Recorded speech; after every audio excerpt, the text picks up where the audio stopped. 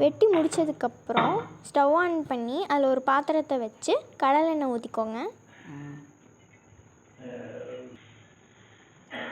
நான் கடுகு போட்டுக்கிறேன். இப்போ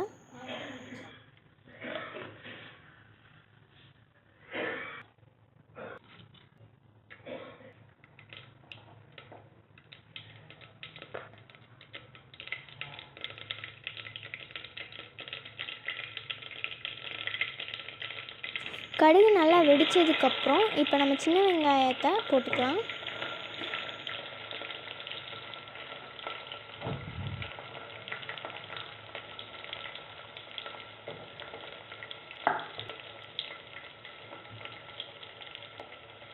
சின்ன வெங்காயம் கூடயே பச்சை மிளகாயும் போட்டுடலாம்.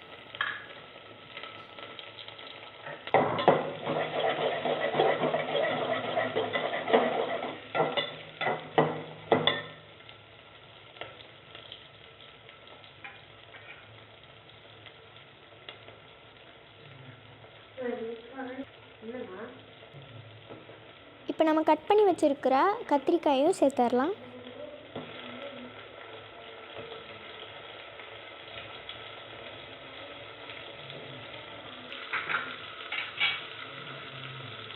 இது கூடவே நம்ம நறுக்கி வச்சுருக்கிற தக்காளியையும் ஆட் பண்ணிக்கலாம். நான் ஒரு தக்காளியை 2ஆக கட் பண்ணியிருக்கேன்.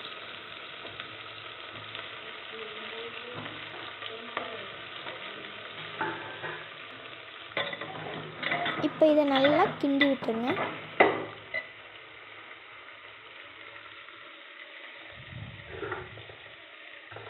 இது கூடயே நம்ம கட் பண்ணி வச்சுருக்கிற உருளைக்கிழங்கையும் போட்டுடலாம்.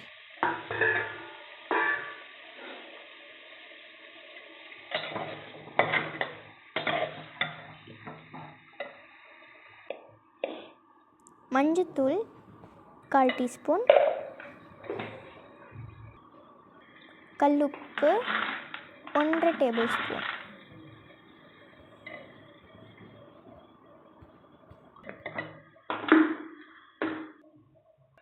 இது கூட 2 கிளாஸ் தண்ணி எடுத்து ஊற்றிடுங்க.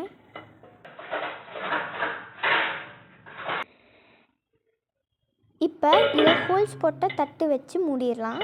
இது 35லேருந்து 40 நிமிஷம் நல்லா வேகணும். அந்த தண்ணி நல்லா சுண்டுற வரைக்கும் இதை நல்லா வேக வைங்க.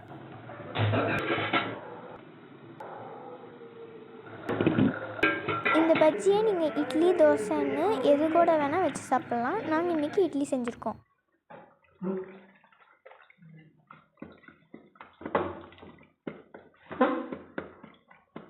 தமிழில் இதை மத்துன்னு சொல்லுவாங்க. இதை வச்ச நல்லா அதை மசிச்சிருங்க. ஒரு பீஸுமே நம்மளுக்கு விசிபிளாக தெரியக்கூடாது. ஒன்றுமே நல்லா மசிஞ்சிருக்கணும். அப்போ தான் நம்ம வாய்க்கு எதுவுமே முழுசாக வராது. அது மட்டும் இல்லாமல் இது சாம்பார் மாதிரிலாம் ஒன்றும் இருக்காது. நிறைய தக்காளி போடுறதுனால தக்காளியோட டேஸ்ட்டு தான் நல்லாயிருக்கும். ஸோ இது ரொம்ப சூப்பரான ஒரு டிஷ்ஷுங்க.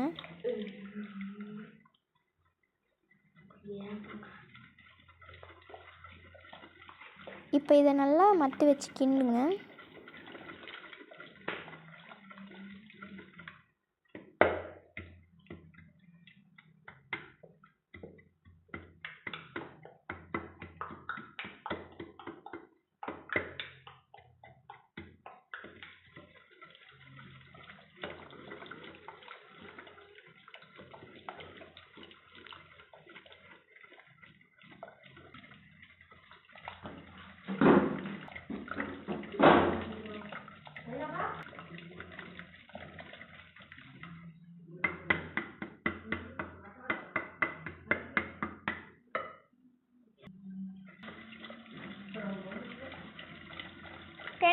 கொடுத்துறோம்.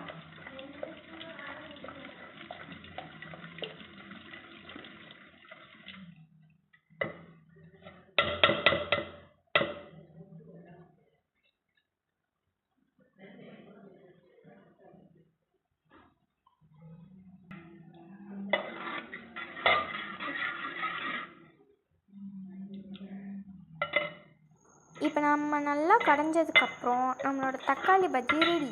இது ரொம்ப சூப்பராக இருக்கும். ட்ரை பண்ணி பார்த்து எப்படி இருக்குன்னு கமெண்ட்ஸில் சொல்லுங்கள். தேங்க்யூ ஃபார் வாட்சிங்.